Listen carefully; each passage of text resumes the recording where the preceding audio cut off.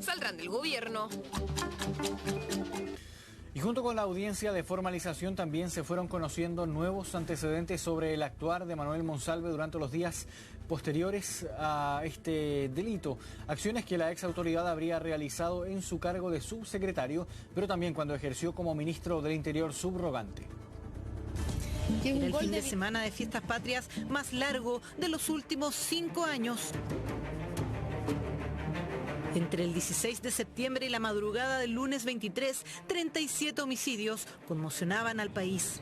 El alcohol, el uso de armas de fuego y disputas interpersonales. Ante el viaje al extranjero del presidente Boric, las máximas autoridades del país ese lunes 23 de septiembre eran Carolina Toá como vicepresidenta y el ministro del Interior subrogante Manuel Monsalve, el encargado de la seguridad del país. Agradecer la presencia del señor subsecretario de Prevención del Delito, don Eduardo Vergara Bolbarrán. La vocería estuvo a cargo del entonces subsecretario de Prevención del Delito, pero no era él quien tenía que haber dado ese punto de prensa. Celebrar con seguridad. El señor Monsalve no solo le falla al presidente Boric, le falla a todos los chilenos cuando no llega a trabajar y además hoy día está enfrentando un juicio. Manuel Monsalve se excusó de participar en la pauta de prensa de ese día y no volvió a aparecer en actividades públicas hasta el martes 24 de septiembre. Los chilenos quieren que haya justicia y quieren recuperar la confianza de todos. Y creo que no es bueno tapar aquí. Es mejor hacerse responsable. Hasta ese minuto nada se sabía sobre lo que ocurrió en las horas previas, ni el porqué de su ausencia el día anterior. Hechos que no se conocerían hasta 20 días después, cuando el lunes 14 de octubre, una funcionaria bajo su cargo presentó una denuncia por violación en su contra. No, Monsalve, además de hoy día estar sindicado por este delito, creo que actuó de la peor manera, porque en vez de dar la cara, en vez de asumir la situación en la que se encontraba involucrado, instaló una serie de teorías conspirativas. Según la investigación, el 10 de octubre, 4 días antes de que se entablara la denuncia, Manuel Monsalve, bajo el argumento de ser víctima de una posible extorsión, habría solicitado a la jefa de inteligencia de la PDI revisar las cámaras del sector donde transitó con la funcionaria, diligencia que se observa en estas imágenes, además de encargarle la revisión de su equipo celular. El ex subsecretario no forma parte de la estructura del sistema de inteligencia en el país, no obstante ello solicita precisamente a una unidad especializada que pone en movimiento este andamiaje de la Policía de Investigaciones, lo que naturalmente cobra sentido con nuestra querella al establecer efectivamente esos hechos como constitutivo de infracción a la ley de inteligencia. El diputado de Renovación Nacional, Andrés Celis, a través de su abogado, presentó una querella por infracción a la ley de inteligencia en contra de Manuel Monsalve y su jefe de gabinete, Gabriel de la Fuente, y por obstrucción a la investigación en contra de la ministra del Interior, Carolina Toá, y del director de la PDI, Eduardo Serna. En esta causa nosotros hemos pedido distintas diligencias, pero las más relevantes yo diría sería la incautación de los teléfonos personales e institucionales de diversas autoridades, entre ellas la ministra del Interior, el director de la Policía de Investigaciones, Eduardo Serna, y también de varios testigos claves que fueron conociendo estos antecedentes en su oportunidad. ¿Qué es lo que se sabe de lo ocurrido la noche del 22 de septiembre?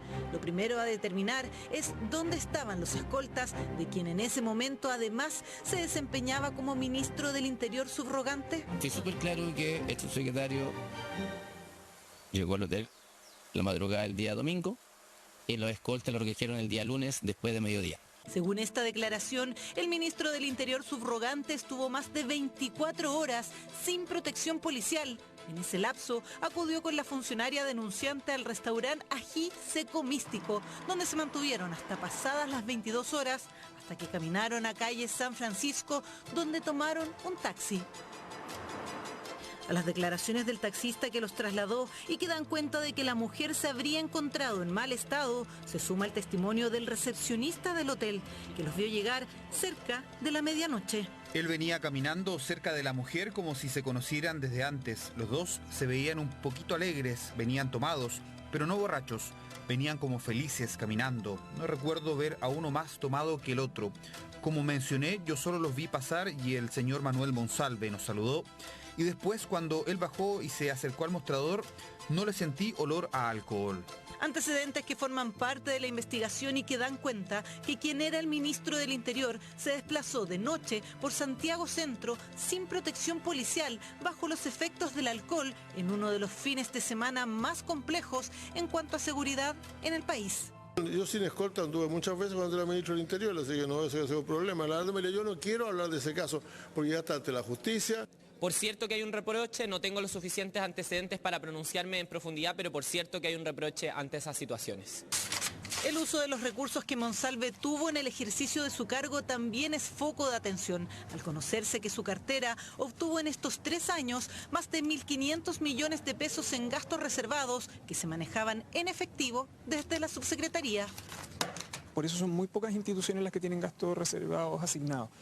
Subsecretaría del Interior, Ministerio de Relaciones Exteriores, Ministerio de Defensa, solo se pueden vincular a los fines propios de la institución a la cual pertenece. Por eso la autoridad está obligada a rendir cuenta semestralmente a la Contraloría. Si hay un gasto indebido, además hay un tema de responsabilidad personal.